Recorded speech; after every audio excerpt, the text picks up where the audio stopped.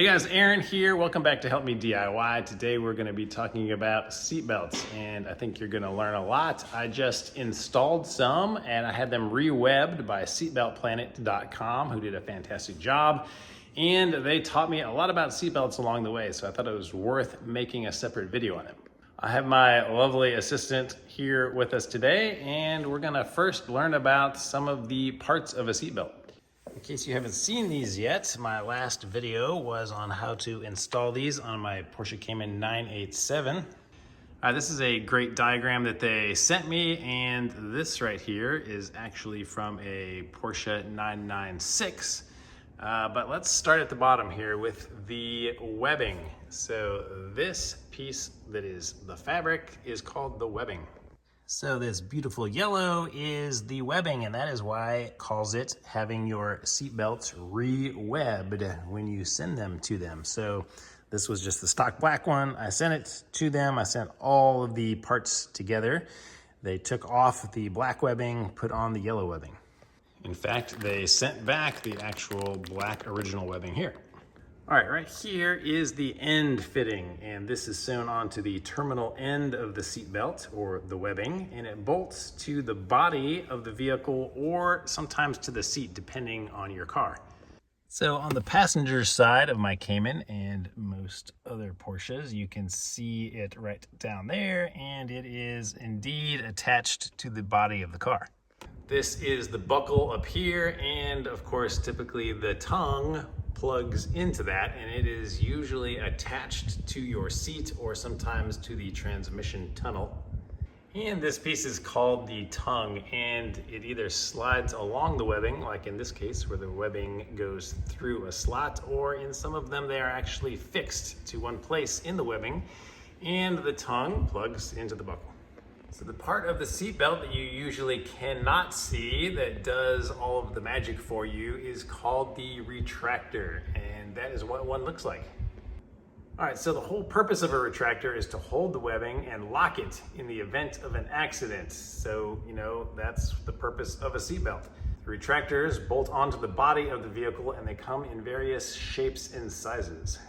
All right, one thing I really wanted to point out about this particular retractor is this little piece right down here. It's got some green plastic in there and 2 pins, and that thing is called the pyrotechnic pretensioner. So what happens with it is if your airbags go off, it sends a signal to those 2 little pins, and there is actually an explosive charge in there, and it will set that charge off and fire ball bearings down the tube. You can't really see it on this one, but there's a tube that goes around there, and over here is part of it, and then it goes down actually into the retractor to jam it up so that it will not operate. All right, so this handy diagram helps you determine which type of retractor you have. If you do get your seatbelts re-webbed, you will have to specify if you have a dual or a single.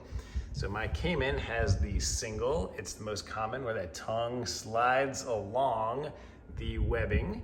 And the dual one, it's really easy to tell if you look at it and you have the webbing sewn or attached in 2 places to your tongue, then you're gonna have a dual retractor. So the dual retractors were used on cars roughly from 1974 to the year 2000. So most new cars, anything that newer than 2000, is gonna have a single retractor. All right, the next thing I wanna talk to you about is some of the common types of retractor locking mechanisms. The first one is called webbing sensitive. And what that is it is sensitive to the motion of the webbing. So when you pull the webbing really fast, you've all experienced that before, it locks up and won't release. If my lovely assistant would demo the webbing sensitive. All right, next is a vehicle sensitive retractor. That retractor will lock with a sudden change of speed of the vehicle. So for instance, if you come to a sudden stop or you accelerate quickly, your seatbelt will lock. Now, the other option is if it's in a rollover accident, it is actually position dependent as well. I tried to get my lovely assistant to demonstrate that, but she refused.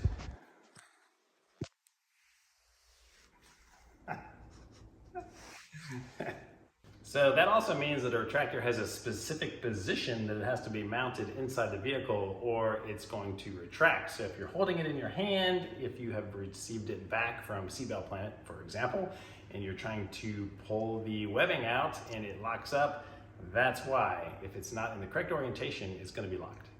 All right, so finally, a dual sensitive retractor. The retractor has both a webbing sensitive and a vehicle sensitive mechanism built into the retractor, and this is by far the most common retractor in modern vehicles.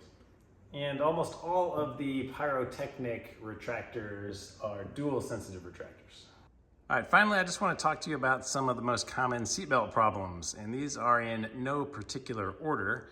But slow or weak retraction is a major problem, and as seatbelts are used, the webbing gets dirty, stiff, and they develop these tiny little frays in them.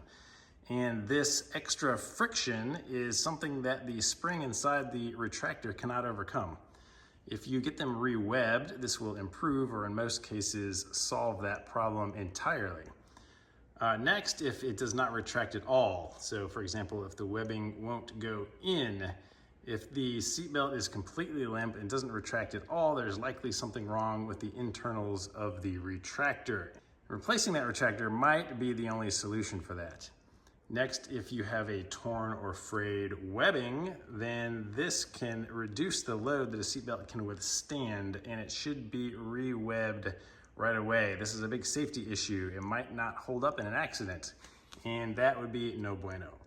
All right, so your buckle may become jammed. That's another common issue. If that happens, it might not release the tongue. So you can replace the buckle, but the tongue has to be replaced at the same time. Buckles and tongues are matched components, and they must be used with their corresponding part. If you get in an accident and you have only replaced the buckle and not the tongue, they could separate, and that is also no bueno. All right, the final issue is if the webbing will not come out, so the opposite of it not going in. It could be in reverse lock. So as you saw in our demo, when you retract it too quickly, it can put the retractor into a reverse lock scenario. So if you pull the webbing really tight and then slowly release it, that will often solve the problem, kind of like, you know, how blinds work or used to work back in the day, if you remember those. And if the vehicle was involved in an accident, the retractor is going to need to be repaired or replaced because good chance is that pyrotechnic blast happened. All right, that's it, guys. I hope you learned something about seatbelts. If you have something else to share, please do so in the comments and help everybody else out. I hope you guys are already subscribed to the channel, but if you're not, please do so now and press that thumbs up button. It helps the channel, and I'll see you guys on the next video.